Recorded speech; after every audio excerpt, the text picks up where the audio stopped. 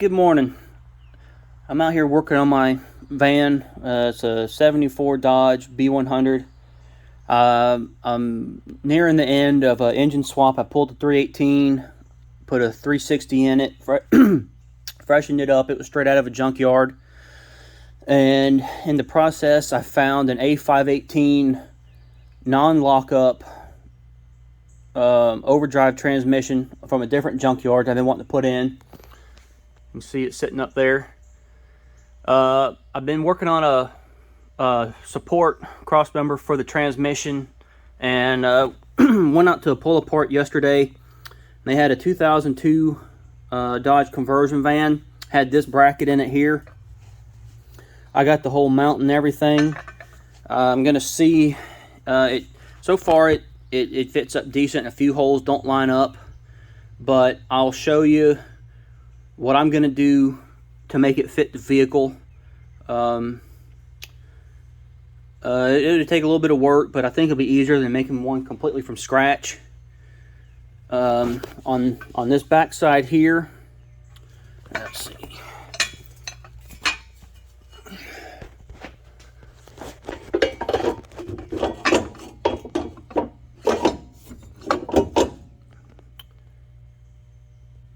So I got the top hole there, lines up. I know it's a little hard to see. The top hole lines up on the back here. But what I'll actually do is we'll take this off, turn it around, and then we'll turn this whole bracket around. So it actually will go in backwards. The way it's sitting right now, I believe, is how I pulled it out of the van. I don't exactly remember. I didn't take any pictures. It was hot and I was laying on gravel and stuff up on the other side of the vehicle, but I believe this is the way it came off the old van and transmission. And I'll bolt this thing back up to the holes that line up, and I'll get the plate bolted back under the transmission. And then I'll show you what I'm going to do to make it fit some of the mounting holes in my van. All right, as you can see, I turned this 180 degrees around, and then I rotated this another 180 so it'll match up to the holes on the transmission. Now I'll go ahead and mount this back to the holes. I got these two holes on the back that line up here, and these will go to the transmission. So I'll go ahead and bolt that back up. I'll take my jack out from under it a little bit so it'll support it, and you can see that. And then I'll show you what I'm going to do to get the rest of the mounting holes to line up. I forgot my tripod today. I didn't really think this would work out too well, so I don't have to hold everything by hand here, but I'll get some detailed close-ups and everything, and ask any questions. All right, as you can see here, I got the cross member in. I'm bolted up on the transmission here in the back, and the two in the front, that lines up. And on this one, they had 2 bolts on either side of the back and then 2 on the front, and then still the same one here on the bottom side. It's hard to see, but it's bent. It goes the opposite direction than what I need. So my plan is I'm going to take the torch and heat this bracket up here,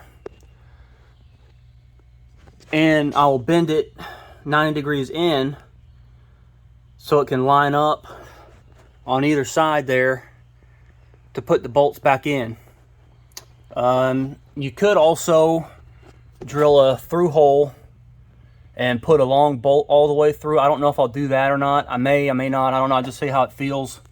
The closer I get to driving it, or maybe after I drive it, see how it feels. But now I'll show you the mounting holes on the front and what I'll do to modify that. On the front side here, let's see, you can see the mounting hole is right behind this piece dividing these 2 mounting holes on the bracket. It's like this on the same other side as well. So what I'm going to do is I'll cut this out and I'll just mount it right there.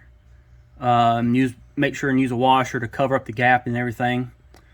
And So yeah, I'll get the jack back under this, take it back down, and I'll walk you through the best I can, step by step, with what I'm going to be doing.